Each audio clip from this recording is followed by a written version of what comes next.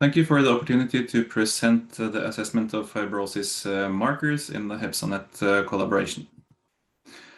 1 year ago, at this COLDE conference, some of us got together and decided that we had to merge our datasets in order to respond to some of the big questions in hepatitis B management in Sub-Saharan Africa. And this led to the creation of HEPSANET, which is an informal collaboration of Hep B cohorts in Sub-Saharan Africa.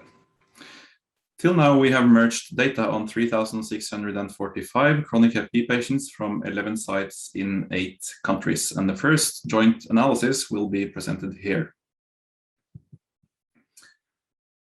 So the problem in management of Hep B, as you know, is that only a subset of the patients will develop progressive liver disease, and the treatment is recommended if there is viral replication plus either significant inflammation or significant fibrosis. Inflammation is measured by ALT, fibrosis is measured by transient elastography or liver biopsy, and viral replication is measured by Hep B viral load. However, in Sub-Saharan Africa, we don't have access to these tools, so we are left with the non-invasive markers to assess fibrosis. And the most widely used are APRI and FIB4, and these have shown promising results in other settings, but these markers were developed in Caucasian patients and validated in mainly Asian populations. And in Africa, there are different Hep B genotypes, different environmental hazards, different co-infections like malaria and schistosomiasis and others. The prevalence of obesity is much lower, and the host biology might also differ. Despite this, the WHO recommends APRI at a threshold of 2 to identify cirrhosis throughout the world, but data from Sub-Saharan Africa have shown poor performance. So we analyzed data from 2,945 mono-infected chronic Hep B patients with a valid transient elastography result for comparison.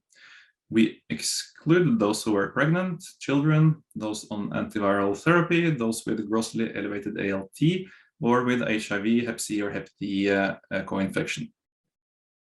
The median age was 34 years, and roughly 40% were women, and the median transient elastography result was 5.6 kilopascal. Then we analyzed this pre-specified threshold for APRI and GPR. GPR is the GGT-based tool. And as you can see, for cirrhosis, APRI had a sensitivity of 28.8%, whereas for significant fibrosis at a threshold of 1.5, the sensitivity was only 7.3%. The specificity was excellent in both groups. And for GPR, we see some of the same: poor sensitivity, high specificity. Then we went on to play with the data and play with the ROC curve. And this is for APRI to diagnose cirrhosis. And we tried to find the optimal threshold, and we used the Uden-J to do that. And Uden-J is basically just the sum of the sensitivity and specificity. And we found that the best performance was at an APRI threshold of 0.53. At this threshold, we found a sensitivity of 0.62 and a specificity of 0.86. For the GPR, a threshold of 0.13 gave a nice sensitivity of 86% and specificity of 70. And for FIB4, a threshold of 1.65 gave a sensitivity of 0.58 and specificity of 0.88. For diagnosing significant fibrosis, all these markers had a poorer performance, and you can see the OROC was below 0.80, meaning that it is less useful in clinical practice. However, in clinical daily life, we don't really need one optimized threshold, and the Uden-J is basically just a mathematical entity. What we need is a threshold with a high specificity to rule in cirrhosis, meaning that it is likely that this person has cirrhosis. And then we need another threshold, a lower threshold, to rule out cirrhosis, meaning that if meaning that below this threshold, the risk of cirrhosis is very low. So this slide looks a bit complicated, but it is really very nice. What we see here is the sensitivity is the orange line, and specificity is the blue line. And on the x-axis, you can see the APRI. And what we see here is that as the sensitivity decreases, the specificity increases, of course. And then we can just decide on a threshold that we need to rule in and rule out, and say that we want a rule-in threshold with a specificity of 90%. That corresponds to an APRI value or above 0.62. This gives a sensitivity of 40%. This could be a threshold to start treatment.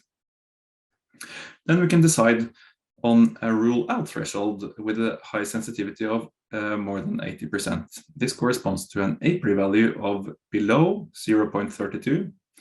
And then we can use this one in an unscreened population and say that if your APRI level is below this value, it is very unlikely that you have cirrhosis, and you can be reassured, sent home, and asked to come back after 3 years. I want to thank my collaborators in the HEPSANET network, and especially I want to thank Mark Henryon, who did the statistical analysis here. And we are open to new partners. This is a flexible group, so if you have a nice, happy cohort and would like to be part of what we are doing, please get in touch. Thank you for your attention.